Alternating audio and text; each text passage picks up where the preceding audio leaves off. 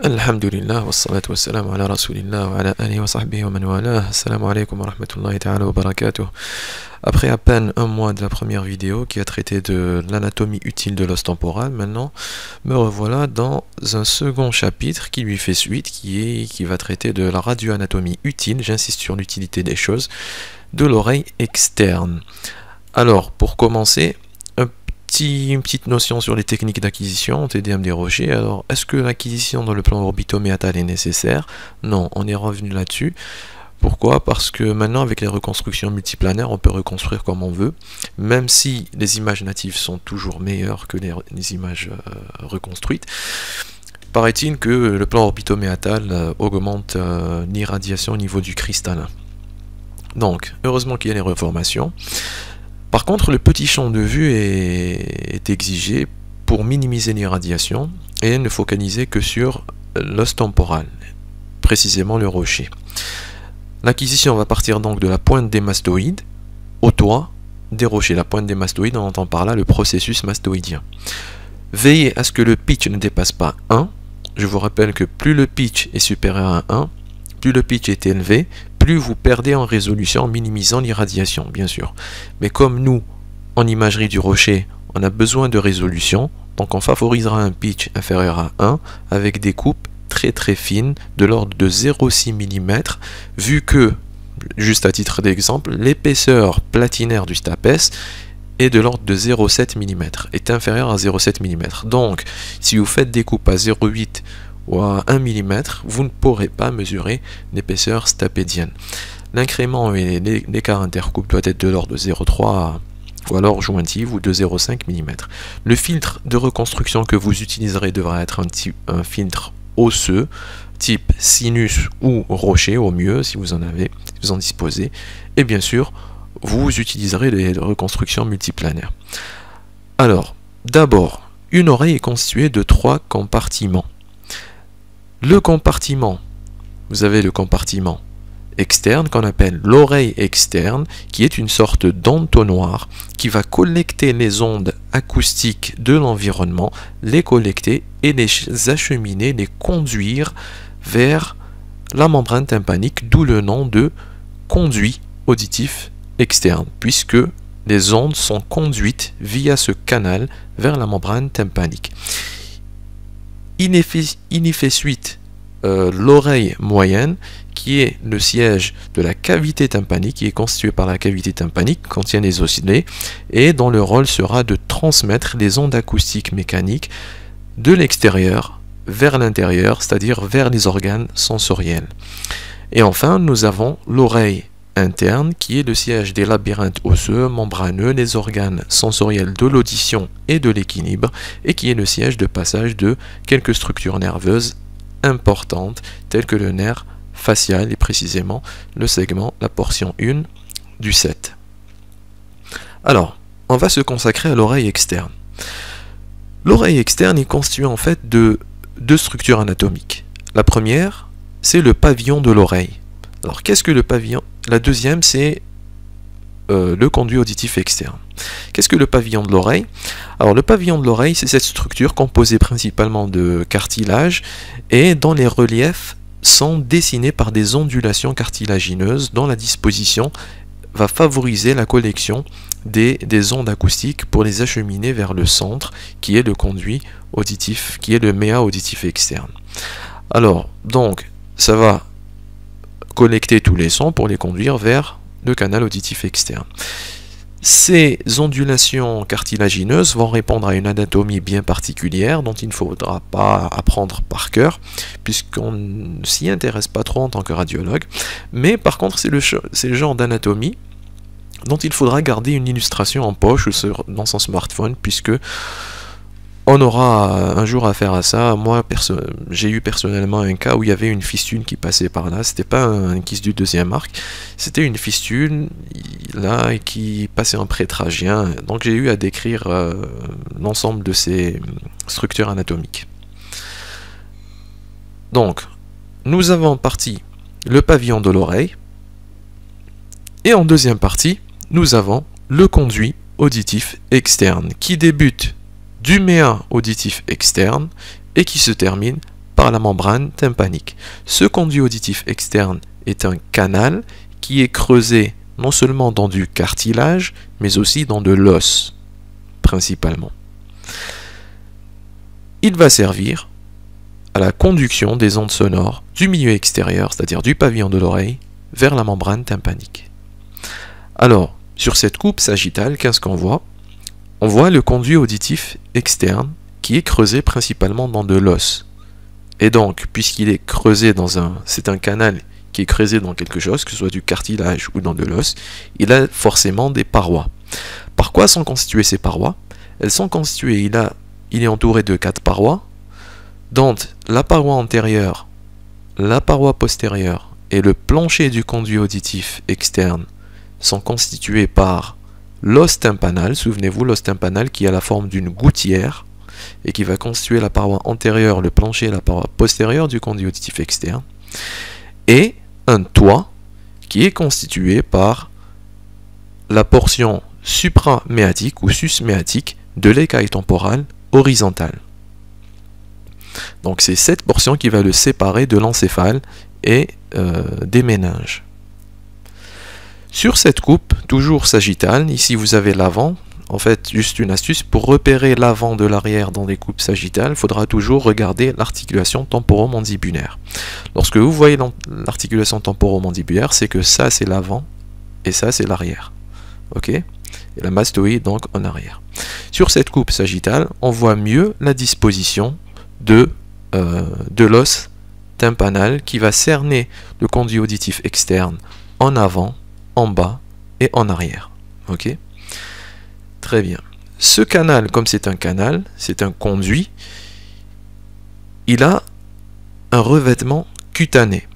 Ce revêtement cutané est parsemé de multiples glandes, de deux types de glandes en fait. Vous avez la glande sébacée qui va produire le sébum, et vous avez la glande cérumineuse qui va produire le cérumen. Les deux glandes vont se déverser dans le canal pileux ou le follicule pileux pour se déverser dans le conduit auditif externe.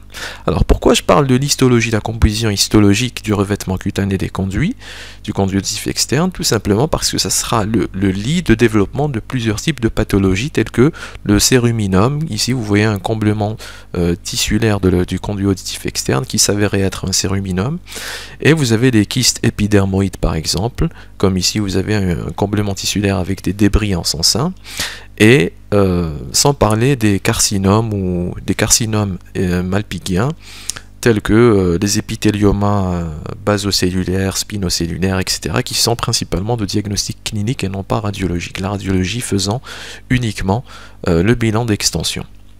Donc revenons au conduit auditif externe. Ce qui est important à connaître, c'est qu'il est creusé dans le cartilage et dans l'os.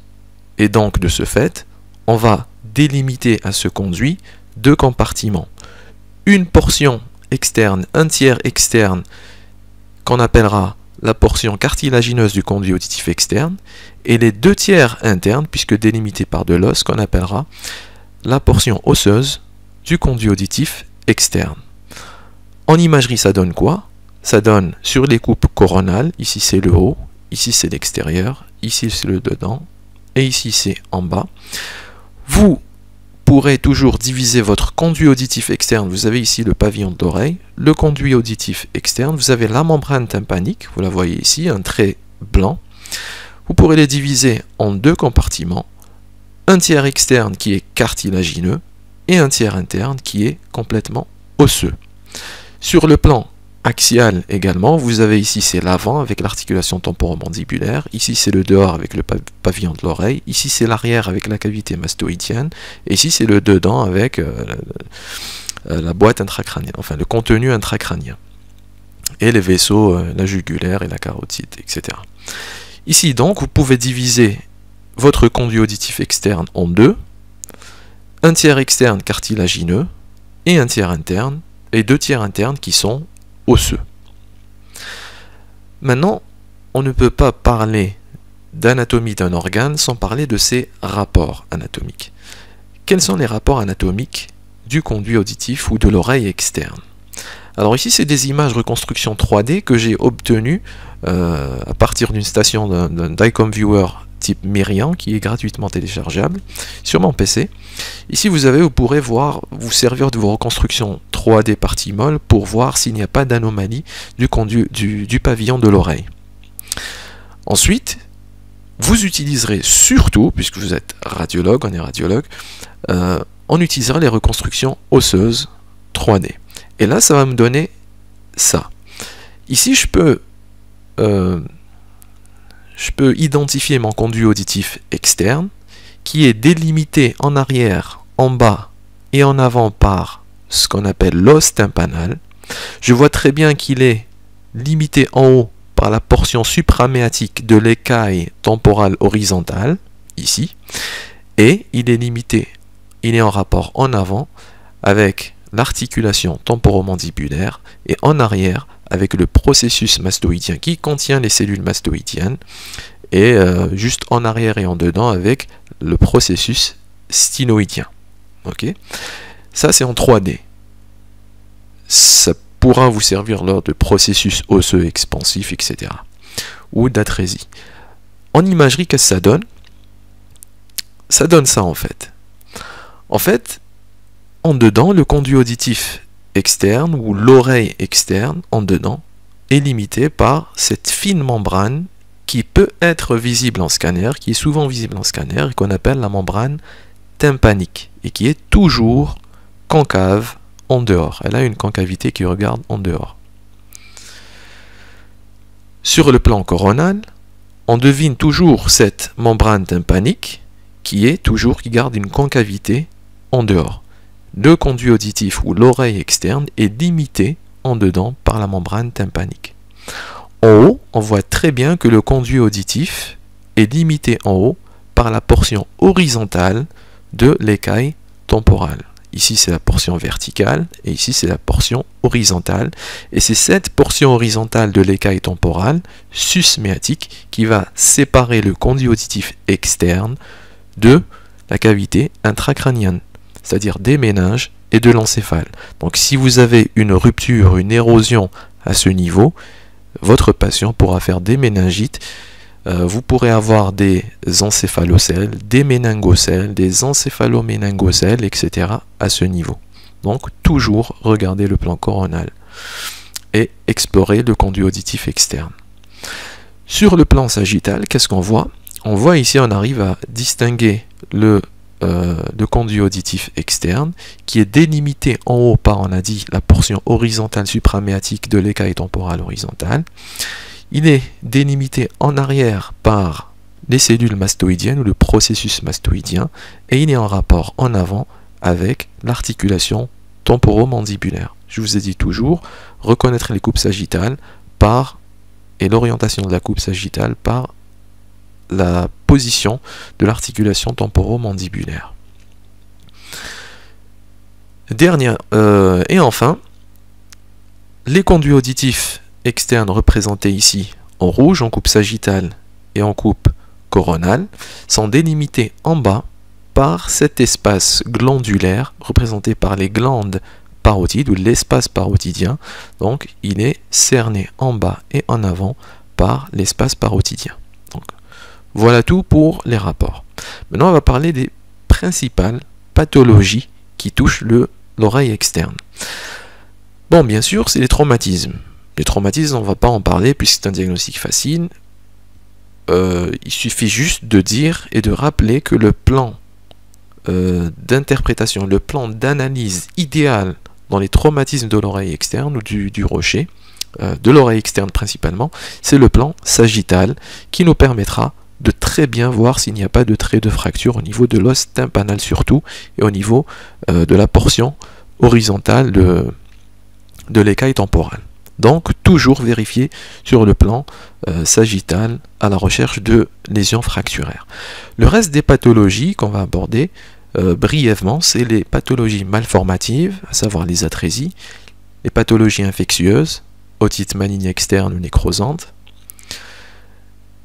et les tumeurs et pseudotumeurs qui vont toucher soit l'os, donc les ostéomes, les exostoses et la dysplasie fibreuse, ou alors les parties molles, dans ce cas les cholestéatomes, les hémangiomes, les céruminomes, les polypes, les carcinomes.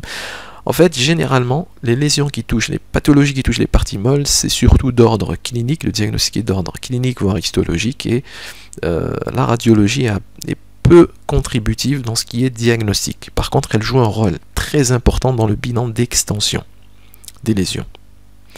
On va commencer par la pathologie malformative du conduit auditif externe, c'est-à-dire les atrésies. En fait, l'un des motifs de demande de bilan lésionnel malformatif en matière de rocher, c'est lorsqu'on retrouve, cliniquement, on retrouve une malformation du pavillon de l'oreille. Ces malformations du pavillon de l'oreille sont gradées en 4 grades. Ça va soit d'une petite oreille à l'absence totale du pavillon de l'oreille. Alors plus le grade est élevé, plus la sévérité et la fréquence d'association à d'autres malformations de l'oreille est grand et fréquent.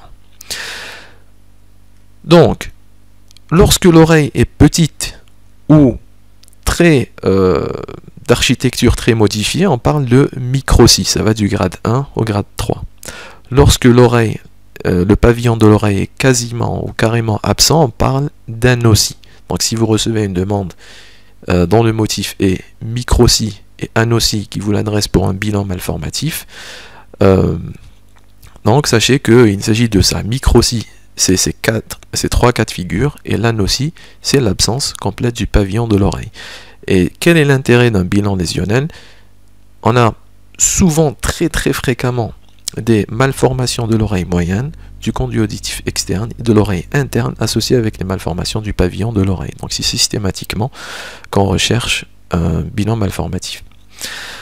Alors, mais ce qui nous intéresse, nous, c'est le conduit auditif externe. Ici, on voit que le conduit auditif externe est normal à droite, sur une coupe coronale et sur une coupe axiale. Sur la coupe coronale, à droite, on voit que le canal est très bien creusé dans l'os, très bien creusé dans le cartilage, avec un pavillon de l'oreille qui est tout à fait normal. À gauche, on n'a pas du tout de conduit auditif externe. Même le pavillon de l'oreille est mal formé, ça doit être une microtie de type de grade 2 ou 3. Sur le plan axial, on confirme ce qu'on a vu. Le conduit auditif externe est quasi normal, alors qu'à gauche, il est atrétique. C'est-à-dire qu'il n'y a pas de conduit auditif externe. Donc, il n'y a pas que ça. En fait, les atrésies du conduit auditif externe peuvent être divisées en deux. Vous avez, en fonction du degré, vous pouvez les classer en fonction du degré de fermeture du conduit. Et dans ce cas, on va individualiser les atrésies complètes lorsque le canal du conduit auditif externe est complètement occlus, complètement fermé. Et on va individualiser également les atrésies partielles lorsque le conduit auditif externe sera sténosé ou fermé incomplètement fermé. Le deuxième type de malformation ou de classification de ces atrésies, c'est en fonction du compartiment atrétique, c'est-à-dire le compartiment atteint. On pourra donc individualiser les atrésies isolées, qui sont quand même rares, représentent 9% des malformations totales du conduit auditif externe.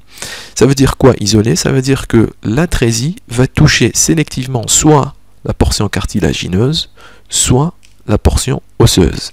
Si les deux sont touchés, on parlera d'une atrésie combinée, totale ou partielle. Quelques exemples sont à montrer. Ici, par exemple, vous avez un patient qui a une malformation de l'oreille externe des deux côtés. À droite, il y a absence totale du conduit auditif externe. Donc on parle là et que touche non seulement la portion osseuse que la portion cartilagineuse. Donc on parle ici d'atrésie combinée complète. Complète pourquoi? Parce qu'elle est complètement fermée. Et combinée pourquoi? Parce que ça touche la portion cartilagineuse et la portion osseuse. À gauche, par contre, il y a une atrésie partielle. Pourquoi atrésie partielle? Parce que il n'y a pas une fermeture totale du conduit auditif externe. Et c'est une atrésie qui est combinée. Pourquoi? Parce qu'elle touche non seulement la portion cartilagineuse que la portion osseuse. Donc ici, atrésie partielle et ici, atrésie complète. Alors, quel est l'intérêt de distinguer ces deux formes? Figurez-vous que l'ORL, lorsqu'il va opérer pour corriger cette surdité de transmission, il va essayer de confectionner artificiellement, si je peux me permettre, artificiellement et chirurgicalement, un conduit auditif externe. Donc, si vous lui donnez le choix entre la droite et la gauche, il vous dira que je vais opérer la gauche. Pourquoi? Parce que le but de la confection de ce conduit auditif externe, ce n'est pas que de trouer. C'est non seulement de trouer, mais surtout de déboucher sur l'oreille moyenne, pour ensuite effectuer une ossiculoplastie et rétablir les osselets, si ceux-ci ne sont pas mal formés également.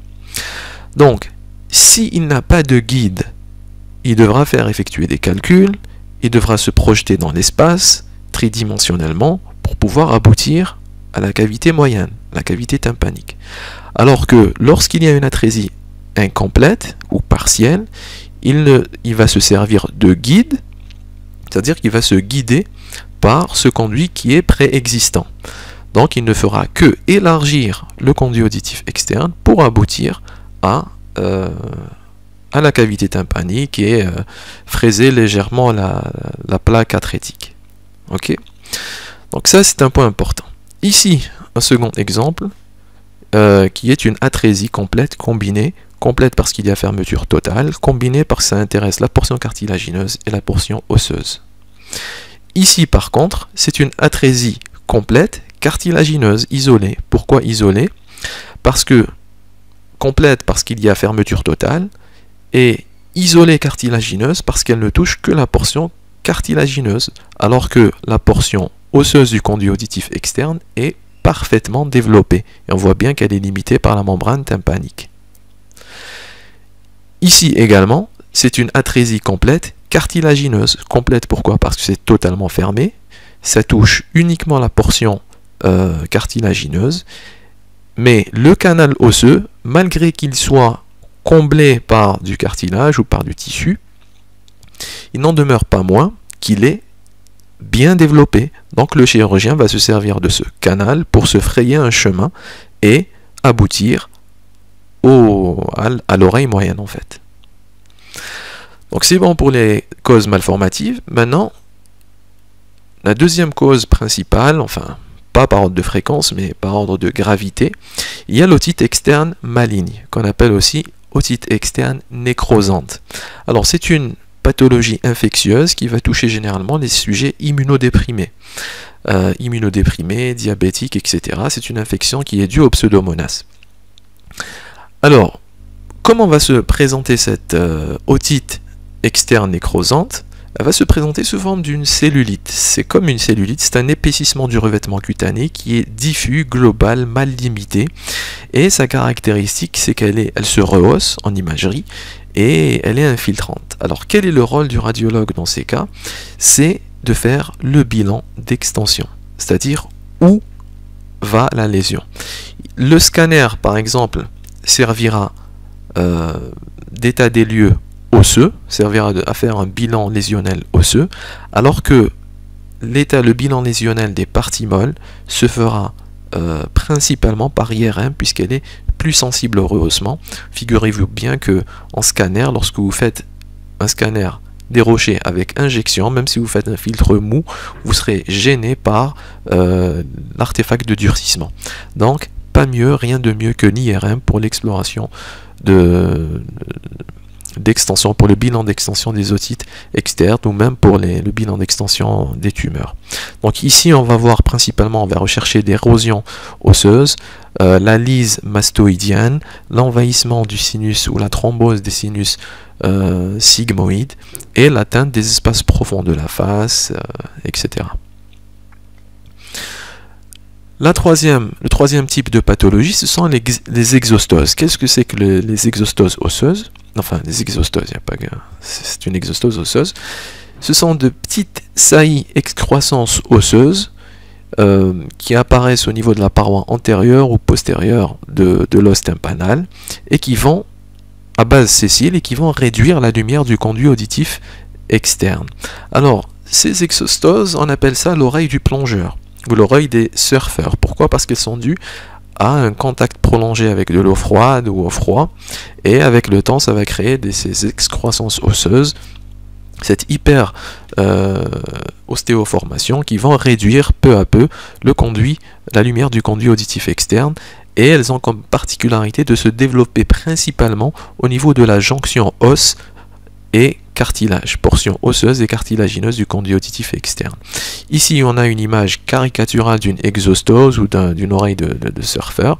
On a ici une excroissance osseuse qui apparaît au niveau de la partie inférieure du plancher du conduit auditif externe, et ici vous avez une excroissance qui apparaît à partir, qui se développe aux dépens de la paroi antérieure du conduit auditif externe et qui réduit en une fine lumière la lumière du conductif externe. Les ostéomes, ce sont des comblements de densité osseuse au sein de la lumière ou du conduit auditif externe.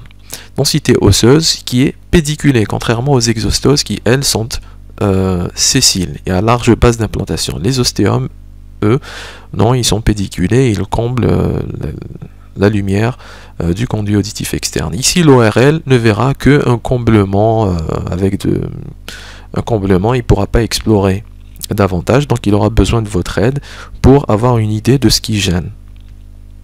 Donc, en conclusion, sans trop tarder, pour faire bref, l'anatomie de l'oreille externe est simple, mais les pathologies qui en découlent sont nombreuses et variées. Les rapports anatomiques de l'oreille externe sont aussi importants que l'oreille externe elle-même. Il ne faudra pas négliger l'analyse de l'oreille externe devant tout TDM des rochers qu'on pratiquera. On a tendance à la négliger, on néglige souvent cette partie de l'examen. Et je vous conseille un e-poster sur l'ECR, European Congress, l'ESR, pardon, European Society of Radiology, qui traite des pathologies du conduit auditif externe. C'est un bon poster que j'ai lu et que je vous recommande. Et je vous remercie de votre attention. Si vous avez aimé, faites-le moi savoir. Si vous n'avez pas aimé, faites-le moi savoir également. Et à la prochaine pour la radioanatomie utile de l'oreille moyenne.